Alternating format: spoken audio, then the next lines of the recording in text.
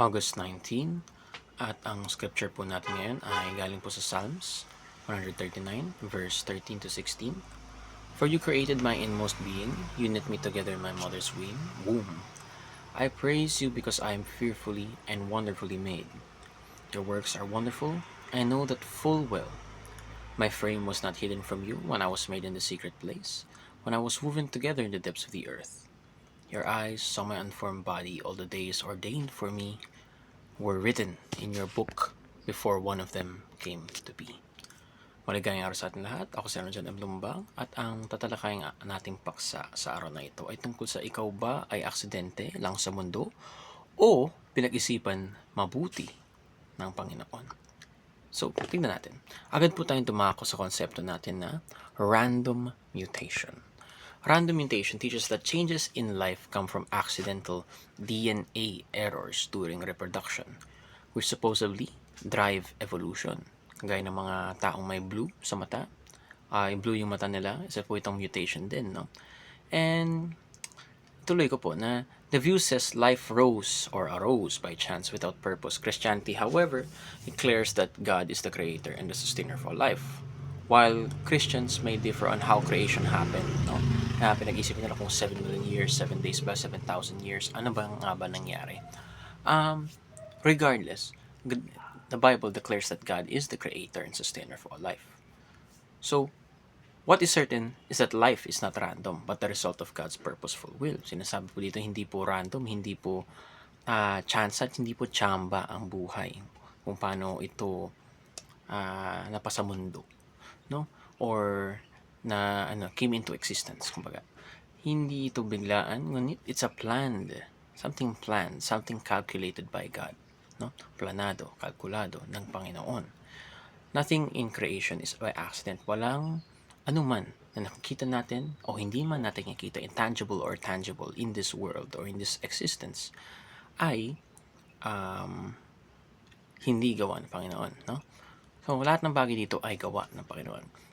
Nakikita natin ang mga tinatahak na, sabihin natin, footprints in the sand or mga steps na nakita natin ng Panginoon in every cell, every breath, lahat po na nabubuhay, lahat ng cell, pinaka-smallest particle, atoms, at yung mga halaman, tao sa paligid natin. So, lahat na nabubuhay sa mundo, lahat ng nilikha o ng Panginoon ay mayroon po itong tatak niya. Sunod, dumako po tayo sa ating teachings na you are not an accident. Na in science, para mo natin sasabi na hindi aksidente ang isang bagay. No? Kagaya ng kanina. Sinasabi po dito, in science, di nalaman natin hindi totoo ang science pag hindi ito ayon sa Panginoon, ayon sa Biblia. Sa ganun, ang true science is based on the Bible. No?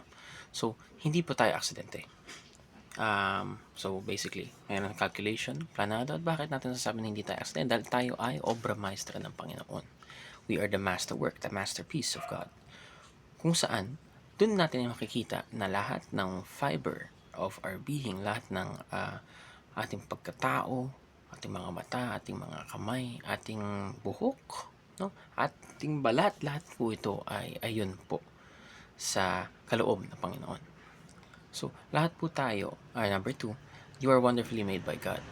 No? Yung isa, una, hindi ka aksidente. Kung aksidente, ibig sabihin nun, walang halaga. Walang, sabihin natin, purpose, biglaan, tsamba. Kung saan, kung sinasabi natin sa laro nga, tsamba. Sabihin walang skill. There was no plan for that to happen. At sa ganun, hindi ka nga aksidente. You are wonderfully made by God. Makikita natin sa ating DNA pa lang na gaano ko specific ang isang bagay. Pati rin yung sabihin natin gravity, gaano ko specific para hindi tayo maturog, yung layo ng sun, para hindi tayo lumamig at tayo mabuhay. Na, no? At sunod po doon, you are designed for God's glory. Lahat ng bagay ay inilikha para ng Panginoon, para sa kaluwalhatian ng Panginoon. Kasama na po tayo doon bilang obra maestra, lalo na dinesign po tayo o nilikha tayo kung saan nasa loob ng isip ng Panginoon na tayo ay iluluwahati natin kanyang pangalan. We will praise Him. We will glorify Him. At sa ganun, yun ang disenyo natin. Hindi yun aksidente. At kung sakali nakakaramdam of idagdag ko lang kung sakaling nakakaramdam tayo na mahina tayo, malungkot tayo, na parang wala tayo sa, sabihin natin, tamang landas, tamang lugar sa mundo. Madalas po ito dahil hindi po natin nakita ang ating totoong layunin sa buhay. Na maging isang hindi lamang, sabihin natin, gawa ng Panginoon, hindi man isang lang likha, kundi isang obra maestra na nagpapakita ng kabutihan, kagaling, kahusayan ng Panginoon sa mundong kinagagalawan natin. Ayun lamang. Salamat po sa pakinig. Sana meron po kayo napulot na aral. At meron kayo natuhan, meron kayo napulot na aral, meron kayong naisa puso na magagamit niyo po sa pang-araw-araw niyong buhay. At ayun lamang. Pagdasalan niyo rin po ako. At ganun din ko gagawin ko sa inyo. Ayun lamang. Mabuhay at mabuhay.